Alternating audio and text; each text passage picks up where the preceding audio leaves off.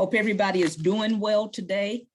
My name is Valerie Hitz. I'm with Mercer University Educational Opportunity Center here in Macon, Georgia. I think this is my second week with you all.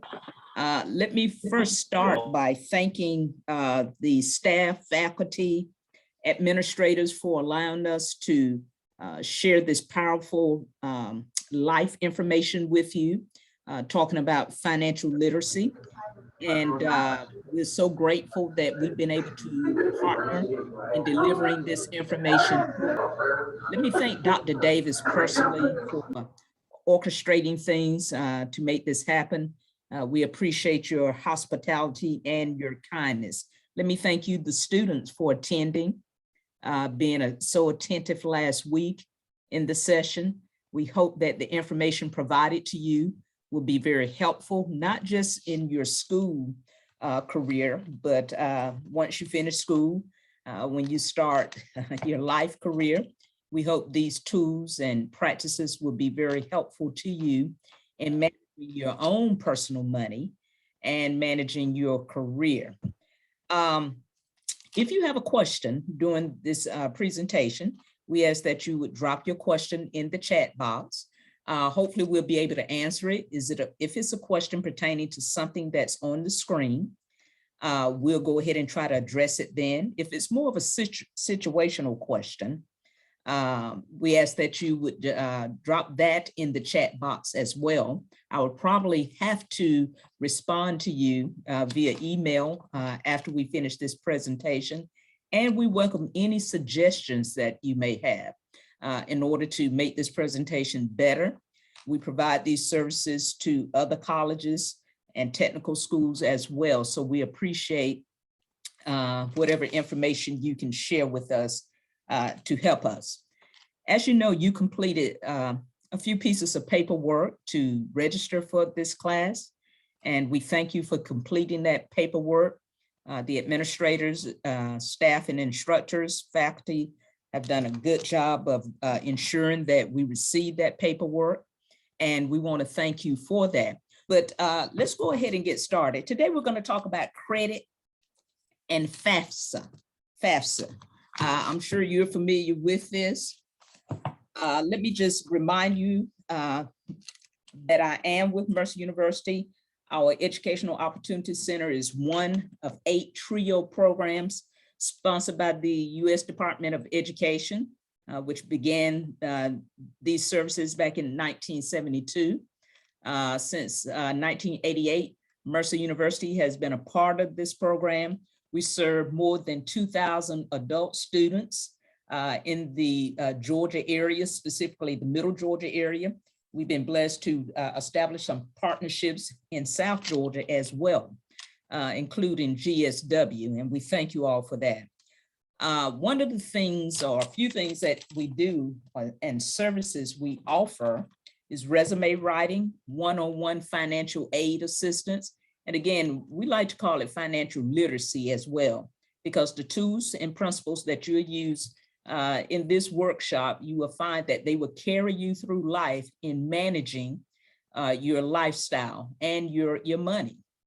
We do career advising. We provide GED, ESL, ABE referrals. We provide prep sessions for the SAT test and the ACT test. Every college requires that you complete one of these tests in order to be considered for admissions. And finally, we provide tutoring services when it's available. We can do that one-on-one or in a group session. And so specifically, we provide these services to people who are United States citizens or permanent residents of the United States, people who reside in the Middle Georgia area. You must be 16 years of age or older and not participating in other TRIO programs. And finally, you must be interested in enrolling in college or technical school to further your education. With that in mind, we focus on people who do not have a GED or a high school diploma, or who may even be in a dead-end job and want to position themselves to get promoted or position themselves to apply for a job with more opportunity. So we do not recruit students from other schools to come to Mercer. We have a healthy student enrollment here. We partner with other schools, and I think that's great. There are enough students in the state of Georgia for us to share our resources and for the information to benefit you as a student and individual. So that's who we are. Let's go ahead and get back into our subject matter. Financial literacy. What is financial literacy? Financial is financial knowledge, what you know, and the skills you use to make informed, intelligent financial decisions and take effective actions regarding your personal money management. How do you manage your money? What kind of steward are you of your money? So last week we talked about some basic things. When you talk about financial literacy, there are a couple of things that must be included in that conversation. And one is how to complete a budget, how to make a budget for yourself. And a budget is simply this. A budget is a map, a roadmap, or plan to spend and invest your money wisely to meet your personal and financial goals in life. Now, if you would drop this in the chat, there are a couple of things when we talk about a budget that must be included in the budget. And I'll give you a little tip on the answer. One is this, it's what you take in, the expenses you incur, what you take in, and the money you receive from a particular source, okay? And you don't have to necessarily work to have a budget, but you do need these things. You need to be able to calculate your income on a budget form. You need to be able to calculate your expenses for the month on a budget form. After that, you should be able to subtract your expenses from your income, and that will tell you if you have money left at the end of the month. If you do not have any money left at the end of the month, that's an indicator that you may be headed toward negative financial decisions. Once you start having trouble with your budget, it can be challenging to get back on track. But what you want to do, that budget will identify where your money is going, how you're spending your money, and it will also tell you where the hole is in your pocket. So you may be spending your money on a want instead of a need, which is causing a hole in your pocket. It's causing money to just leak from your pocket. And so you want to look at that budget every month. You want to do a budget before the budget month. For example, we're in the month of November. You should have completed a budget by the end of October for the month of November. You don't wait till you get in the month and try to do a budget. Budget entails planning. So you want to do that ahead of time. Do you remember that conversation last week about budgeting?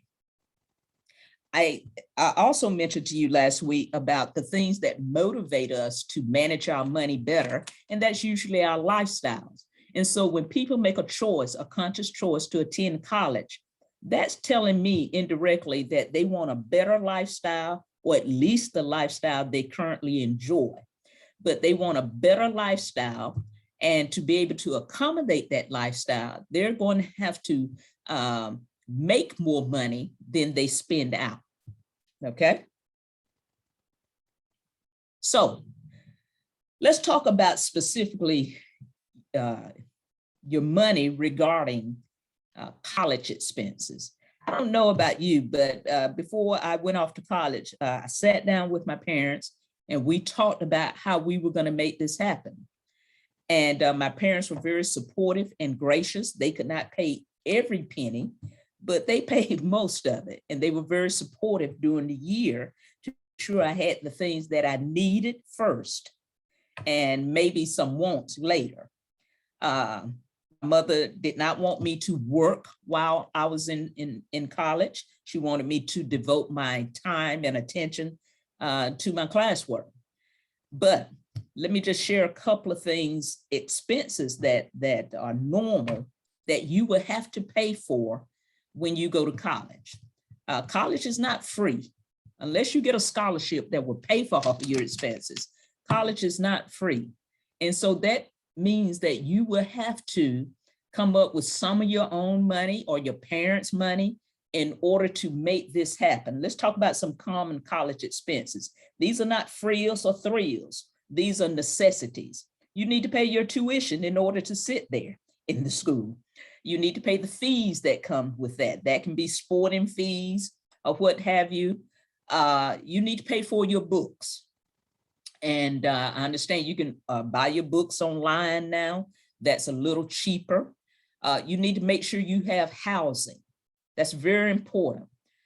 You need to make sure that you have your meals covered. And normally that's through a cafeteria pass. But if you live off campus and you don't want a cafeteria pass, then you would have to buy groceries on a regular basis. You also want to use the money that you borrow for school for technology. Most of us know now we need computers, pads, and whatnot for school. And finally, you need money in case you have to take a trip for a school project. It may be an overseas trip. I'm not talking about spring break, going down to Miami, drinking some suds and taking in the sun. I'm talking about something that's a science school project. In order for you to get a grade, you may have to travel overseas or some other part of the country here in the US. These are the basic primary things that you need money for. And if you don't have the money, then we're going to talk in a minute about how you can borrow some money for these expenses. If you have a question, please drop it in the chat box. Let's move on. We talked about financial verbiage last week, but I added a couple of other things here so you'll know the avenues to obtain money. Cash, that can be a gift from your family or friend, can be a birthday gift or what have you. It can be an allowance. And no, you're not too old for an allowance. You see the different, we have some credit cards on there, savings accounts, checking account. But I want to ask you about two items that are on here if you're familiar with them. How many of you are familiar with a black card? A black card. It's issued by American Express.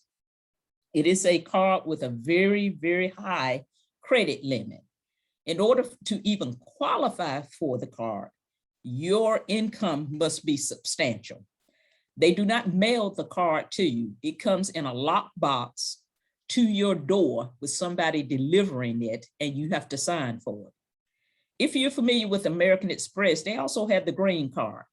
And the green card simply says that at the end of the month, if you've used that card, you must pay the entire balance at the end of the month. You must pay the entire balance.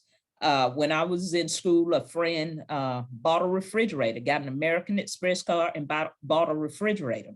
At the end of the month, he received the total bill for the card. He was confused, very confused, because American Express wanted all of their $790 for that refrigerator at the end of the month, and he had to come up with it. So do not get an express card unless you can pay the entire balance at the end of the month. Two other things I want to mention on this list: checking account and savings account. Those are two of the easiest ways to establish yourself financially. You must have a checking account or savings account. As stated before, it does not have to have a lot of money in it, but it should consist of consistent giving or consistent deposits on your part. Even if it's just $25 a pay period, you need to consistently donate money to your checking account or your savings account. Now, with your checking account, you need to make sure that you have adequate funding in there before you write checks or use your debit card. Because if you overdraw, which means that you use your card knowing that you don't have money in there, because if you do a budget, you'll know whether or not you have money in there. But you use the card knowing that there are insufficient funds in there, and you're going to have to pay some fees for what we call bad checks. Every check that is not honored because you do not have enough money, you have to pay anywhere from $39 to $50 per bad check that you write. So don't write checks, don't use your debit card unless you have sufficient money in there. Back in the day, and I'm not that old, but back in the day, we could write a check.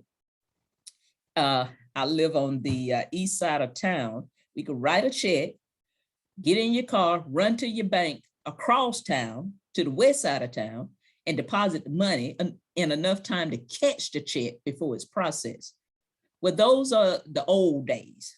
I would say today that those were the good old days, because the moment you use that card now or write a check, it's automatically deposited from your account. Also, you want to make sure about credit cards. We're going to talk about those a little more in a minute, how they can be good and how they can be bad, how they can be a good source to get you started financially in establishing your finances. What is credit? Credit is an agreement to purchase a good or service with the express promise to pay for it later, typically with additional interest. It's the cost that you have to pay to use the credit card, because the credit card consists of money from whoever you borrowed the money from. That can be a bank, a credit union, another type of financial institution. Some people even call pawn shops, say that they are similar to banks and they are financial institutions.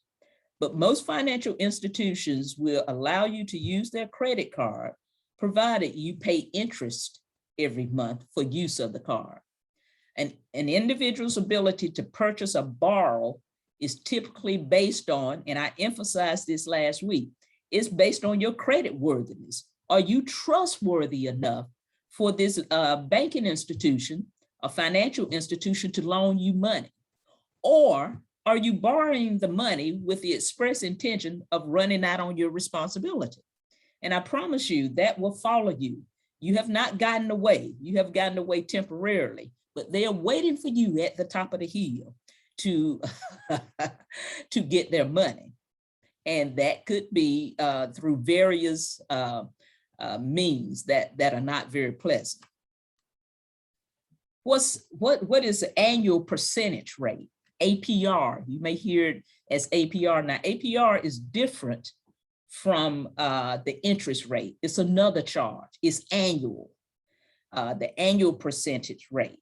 And that can be 5.9, 9.9, or what have you. But the annual percentage rate is the annual cost of the loan, including fees to the borrower. It can be fees, charges, which would include insurance, discount points, fees for closing costs and things of that nature. And that's also in the form, is expressed in the form of a percentage. So one way you'll know whether or not you're getting a good deal, I encourage you to do this. When you're going to make a major purchase, and I consider that a home, a car, anything of that nature, please compare the APR rates among the different financial institutions you talk to. Don't just go to one. Don't just go to one. Go to at least 3 to see if you qualify for the loan, the amount of the loan, and see what the annual percentage rate is. Of course, you want the one with the lowest annual percentage rate, and you want the one with the lowest interest rate. I saw something in a bank the other day. They were financing cars. I think it was like 2.9%. That's very low. That's a very good rate. And if you qualify for that, that means you have very good credit. The interest rates are expressed as a percentage as well. So 2.9, 1.9, things of that nature, those are good rates. Let me also say this. You can buy a car from a dealership and they have a finance company that will finance the car for you. A lot of times people use the in-house financing because their credit is bad. They can't qualify for a loan with a good interest rate at a bank or credit union. I would encourage you to stay away from having the dealer finance the car. You try to find your own dealer. That's why the checking account and savings accounts are very important, because if you have accounts there, they know you. Even if it's not a lot of money, but you consistently put money in, they're more willing to stick their necks out for you and loan you the money. Okay, let's talk about credit score. We talked about this last week. Your credit score tell us how likely you are to repay a debt. The credit score starts at 300 and it goes up to 850, with 300 being the lower spectrum of a credit score and 850 being the top class. If your score is 850, again, you can call from your house and make purchases. They're gonna pull your credit. And I promise you, you probably won't even have to go in. They'll send you some paper to sign, and that's it. The higher your credit score, the easier it is for you to purchase major items. That's very important. That's very important. You don't want to put everything on a credit card, but if you have a good credit score, you can get a Macy's card, a Nordstrom's, Saks card, and charge them on that credit card. But a bank will give you a good rate the higher your score is. So anything basically 700 and up, 750, you're doing pretty good. But you want to make sure it's the best. You want to shoot for that 850. Bankers and lenders use it to decide whether they're going to approve you for a line of credit or loan. They check your credit score before you all start writing anything. You have to give them permission to check your credit score. The main three credit bureaus in the United States are three: Equifax, Experian, and TransUnion. That's who they report your score to. And when they want to get an idea of how you pay your bills, they check your credit first. They check some other things, but this is the primary way to determine whether you are loan worthy or credit worthy. So you see here, they have 739 as a good rate. But again, if you're anywhere below 740, you want to work on that. You want to work on that. And it doesn't take long. What it takes is consistency in paying your bills on time. And by on time, I mean by the date due or before. If it's a day late, that's called delinquent. You're late, and they're going to charge you a $39, $45, $50 late fee onto your bill. So you don't want to start that type of relationship with your banker. Okay. So you want to always try to shoot for a better score. If you have 739 this year, let's try for 760 next year and just keep paying your bills consistently. So main credit score factors. Here's some things they look at. They look at your payment history. Do you pay your bills on time? Even your utility bills. Do you pay your bills on time? Are you using more credit than you are cash? Your credit should not exceed 30% of your income. What is your age? Did you get your first credit card at 18? That's scary, because it's hard to trust 18-year-olds sometimes with the car, let alone a credit card. The hard inquiries that are made about your credit. And do you have a good mixture of credit? If you have a student loan along with a savings account, checking account, things of that nature, that means you have a good mixture of credit, and you can manage diverse credit well. They look at that to determine whether or not they're going to loan you a certain amount of money. A credit card represents about 35% of your credit score.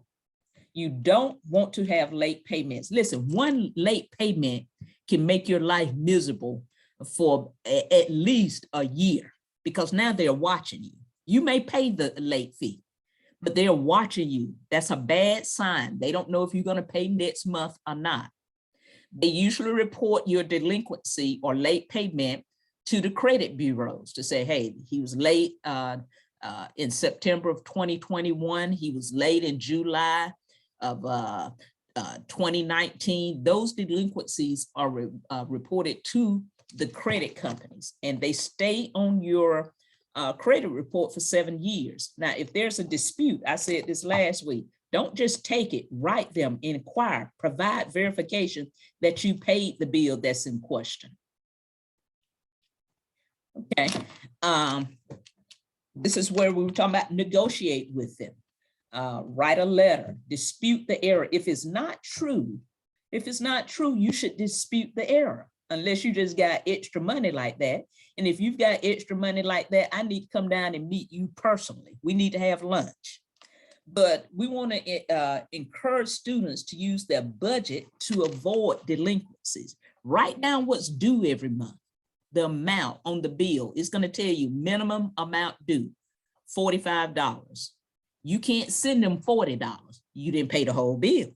And so that will cost you. Have a payment history that's consistent and where you honor your word to pay the minimum amount. If at any time you cannot pay the minimum amount, call them, try to negotiate. I lost my job. I'm still looking for a job. Can we remove this late fee at this time, or maybe postpone it? I don't want to talk about credit utilization that much. I will just sum it up to say this. Your credit card represents about 30–35% of your total credit score. In the third bullet, lenders use credit utilization to gauge how well individuals are at managing their debts. Let me say this again. I heard this over and over from my parents. It's not what you make, it's how you manage what you make, okay? And you want to maintain a credit utilization that's under 30%. In other words, let me break this down like this. You cannot live off your credit card. I don't care how much the limit is, it's going to catch you. You cannot live off of your credit card. If your expenses exceed your income, you want to look at getting a job or a second job. And I don't encourage that a lot because your purpose at GSW is to get your education. That's priority. Okay, hard inquiries. When financial institutions contact the credit agency, they want to know what is your credit like. Anytime they make a hard inquiry, H-A-R-D, then that means that that goes on your credit report. So you don't want to call these people or put in applications all over town applying for money, because every time they make a hard inquiry, then that represents 10% of your credit score. And it may not result in a decrease of your score the first time, but it will catch up with you and have a negative effect. Stay on your credit, and it'll stay on your credit report for 2 years. When I make a major purchase, if I have the money or whatever, I said, I do not want you to make an inquiry on my credit. And they know what that means. And they said, why not? I said, well, I just don't need that right now. I'll pay you cash. And so that's how I refrain from putting several inquiries on my credit report. Now, hard inquiries are in reference to, you may want to write this down, your mortgage, your car loan, your credit card, your student loan, your personal loan, your apartment or rent application. Those are hard. Those people are going to check to see if you pay your bills, because they don't want to go through the court system to throw you out after about 3 to 6 months where you haven't paid. These are hard inquiries. They go on your credit report. Soft inquiries, just checking your credit score. I think I told you last week, I gave you the website where you can get a free credit report once every 12 months. You want to take advantage of that. But as far as just, I wonder what my credit is. You're talking to your, I believe my credit 982. no such thing. And so you're calling the people every day requesting a credit report. Well, that works against you. So when you receive these applications in the mail for pre-qualified credit cards, you want to be very careful about that, where they're just grinning and talking about how great you are and what a fine person you are, and they want to send you a credit card. That's not because you're a fine person. Well, you probably are a fine person. I take that back. But it's not because they think you got a lot of money and things of that nature. They want you to get this credit card. I have an applicant, I receive these all the time. You know why I receive them? Because I have decent credit. Is probably not a week that goes by that I do not receive an offer for a free credit card. This is from ARP, and it's saying that I can get a credit card, earn free 3% back on airfare, hotel stays, car rentals, 2% on restaurant purchases, 1% on all other purchases. But let me just show you the questions they ask here. Now they have my name and address. And when you get down here to about the required information, they ask, do you own or rent a house? What's your monthly house payment? That's down here. Then they ask your sources of income, and they have a variety of sources. Employed, unemployed, Social Security, retirement, homemaker, other, self-employed, disability. And you sign and date. You see how little information they requested you, because they can just hit a button on the computer and find out everything there is about you. Okay, and so they run these soft inquiries when you want to get different auto insurance, something like that, or health insurance, employment verification, and utility service checks. Now, I've worked with a lot of people who get behind in their utilities. Instead of trying to pay the people, they just move to another place and incur additional debt.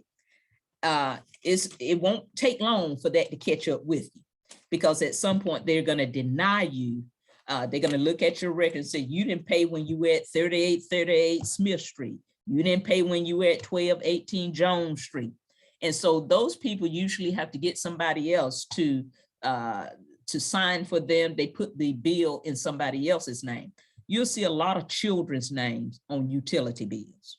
And by the time the child becomes an adult and they're trying to get something on their own, they can't get the utilities in their name because their parents have used their name when they was 2 years old to get their services turned on. These are soft inquiries, okay? Now, account mix is when you have multiple forms of credit. Like you can have a credit card, a regular credit card, and your student loan. Those are multiple forms of credit that look good for you. It should represent only about 10% of your credit score. The less you borrow, the better you are financially, okay? And I'm going to talk about borrowing a little more, because in order to establish credit, you got to purchase, you got to be a borrower, you got to buy some stuff. And I'm not talking about groceries at the grocery store. You have to buy some things that cost some money. So you have to borrow. What does not affect your credit? Income, investment, length of residence at a particular house or apartment, your occupation, length of employment. Let me just put an asterisk by the length of employment, because if you're working for a bank, they want to know about your credit, because they don't want your hands in the till drawer. And so they need to check your credibility to see if you are trustworthy in handling other people's money. Listen, people who can't handle their own money, they can't handle other people's money. Again, that's why they duck around the bush when they owe you some money. But these things do not affect your credit. If you're going from job to job, they will like to check to see if you've worked consistently. They don't want anybody who's absent a lot of days and things of that nature. Building credit, having student loans and paying them on time before they're due, having credit cards, having a checking and savings account, and paying your rent and your utility payments on time. This is how you build credit. Let me say this about utility payments. all of us forget sometimes. Sometimes life just throws a bucket of water on us and we don't know where we are. And so you may forget to pay a utility bill. You can call that utility company and say, hey, I was sick in the hospital. My mother was sick. I was just under a lot of pressure. I simply forgot to pay the bill. Will you all write off the late fee? And they usually will once a year. That's even with a credit card as well. Now, you can't tell them they had a party downtown in America's Thursday night and you spent all your bill money at the party. They're going to charge you. But if you have a legitimate cause, and don't lie. If you just forgot to pay it, I lay bills down sometimes and I just forget to pay them. And so you can negotiate that they take off the late fee. Okay. Credit cards are the most popular form of credit. Some cards are good, some cards are not so good. My mother had great credit, and I remember she had been a patron of Sears for years, and they came out with the Discover card and she ordered one, and she found out that the APRs and the interest rates were too high. She said, I discovered that I couldn't pay for the Discover card, so I sent it back to them. So you don't want to overextend yourself in ordering cards just because you can get them. That's a good way to get into debt that you can't get out of. Another thing is you're tempted to use the card to buy stuff you don't need, but to buy stuff you want. And that's not what a credit card is for. Suppose you have a sick relative in California and you need to get out there by Friday morning. You're gonna need some quick money to buy that airplane ticket. And so credit cards are good for things like that. If you have children and they become sick or something like that, or need something expensive, credit cards are good for things like that. But credit cards are not good for buying things that are on sale that you want but don't need. You know why? Because it's not a sale to you. You got to charge it. It's a sale if you can pay for it outright. But for you, you'll be paying for that toaster from now to next Christmas. So be careful about that. Okay. Credit card advantages, quick source of funds in an emergency. That's what I was talking about in getting out to California. No accrued interest if the bill is paid on time and in full. This is the one I really like. I was at the park and I locked my car and I started jogging. When I came back, my car window was knocked out. Somebody had gone in my car, taken all my personal items, which included my eyeglasses, my wallet, and credit cards and things of that nature. I called my bank immediately. The person had already made it over to Kroger and had bought about $500 to $1,000 worth of gift cards. They got him on camera.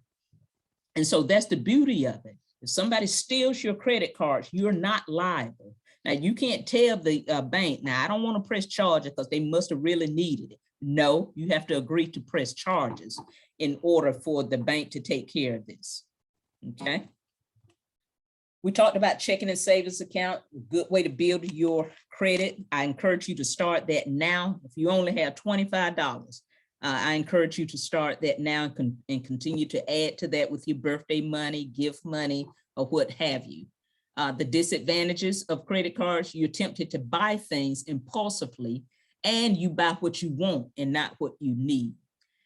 They have very high interest rates if not paid in full. Listen, if you're late about 2 times on a credit card, you're going to see an increase in your interest rate because they are saying, we don't think she's trustworthy.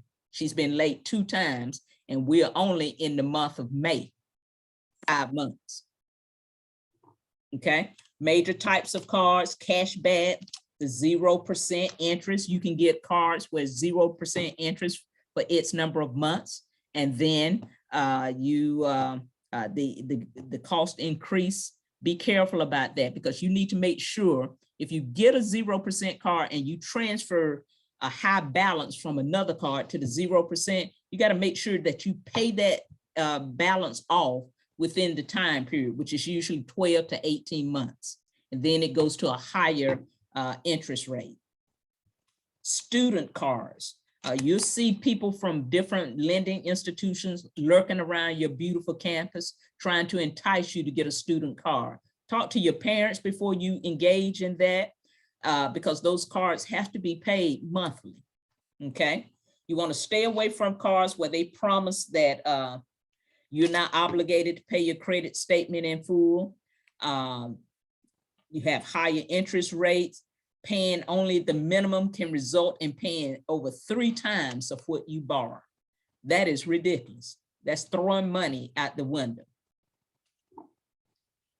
Interest, we talked about that. Interest is the money that you pay to borrow money for the privilege of borrowing money. You should be aware of APRs, annual percentage rates, and compare them to see if it's really a good interest rate. And I encourage you to look into becoming a member of a credit union. They have lower costs for checks or whatever you order, great service, and very convenient, and can finance any of your cars, a house, or anything like that. Annual percentage rate, we've already talked about that. When a loan is paid off early, the APR understates the cost of the loan. They've lost money. So you pay a loan off completely, within 6 months, they've lost money, okay? APRs and interest.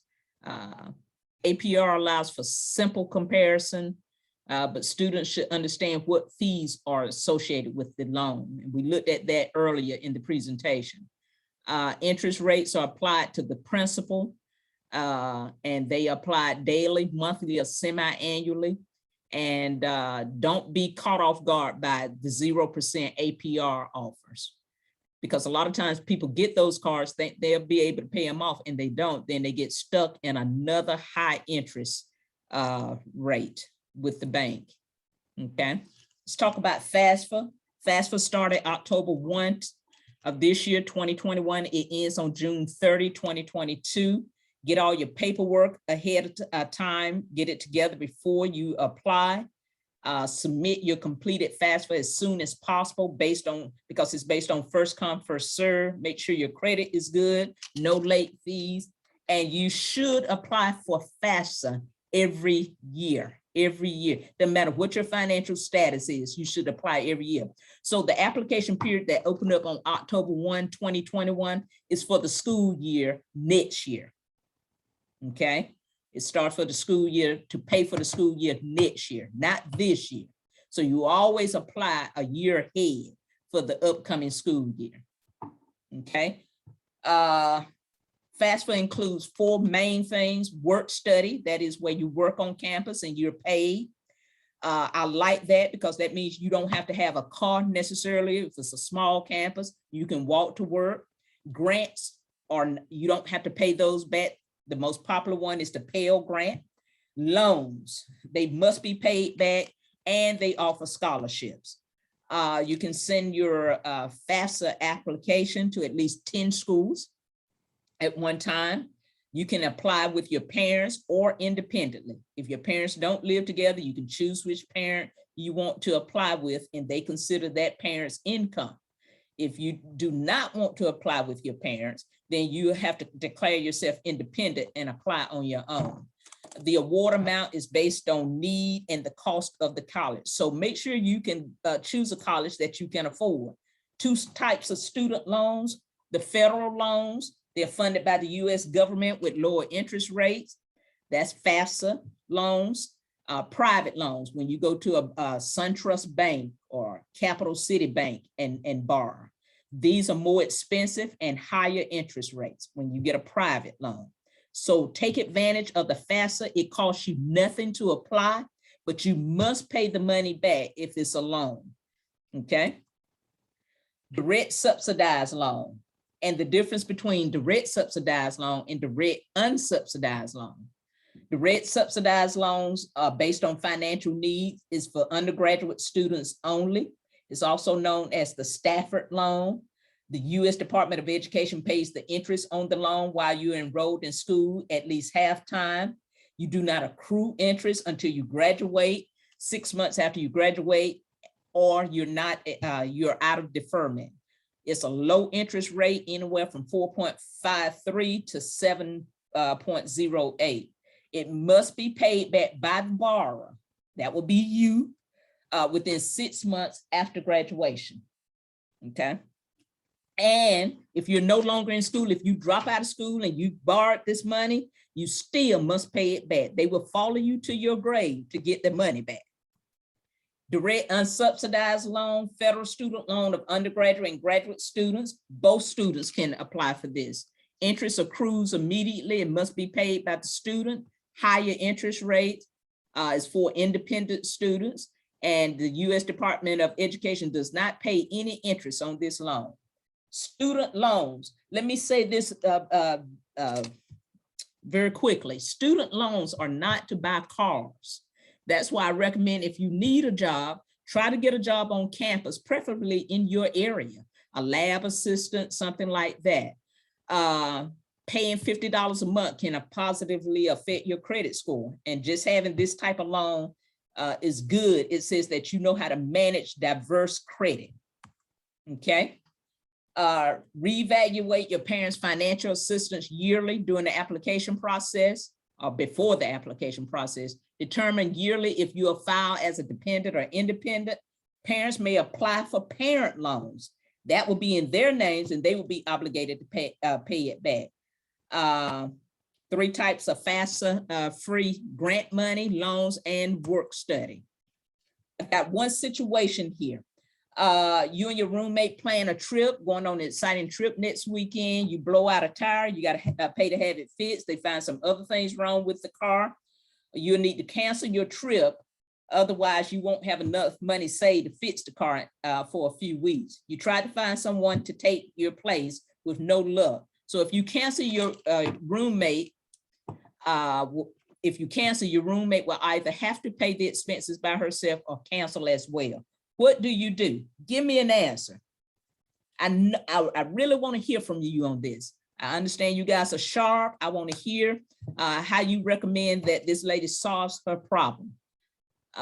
Great hypothetical situation. Okay. Only apply to borrow what you need for school. Pay all debt minimum. Do monthly on your bills. Do not borrow your living or schooling from other sources. You can't borrow from your friends. You can't borrow from your relatives because they're going to get tired of seeing you coming. Work a job if needed. Save 5 to 10% monthly. Pay your bills on time. On time means before the due date. Spend your money wisely. Thank you so very much. It's been a pleasure.